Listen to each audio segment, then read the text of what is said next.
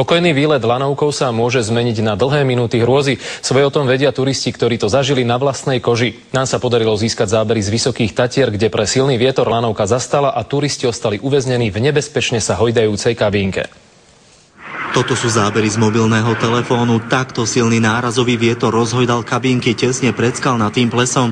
V niektorých sedeli turisti. Bol to pre nich obrovský šok. Prevádzkovatelia ale tvrdia, nebol dôvod na paniku. Tento systém je bezpečný a nehrozí, aby lanovka spadla. Aj počas dnešného dňa silný vietor lomcoval s kabínkami. Nikto v nich ale našťastie nesedel. Turisti sa do nich totiž jednoducho nedostali. Pri rýchlosti vetra 18 metrov za sekundu bezpečnostný systém automaticky vypne lanovku. To bolo aj v tomto prípade. Turisti museli v kabínke prečkať, kým sa vietor upokojil a potom ich stiahli do bezpečia.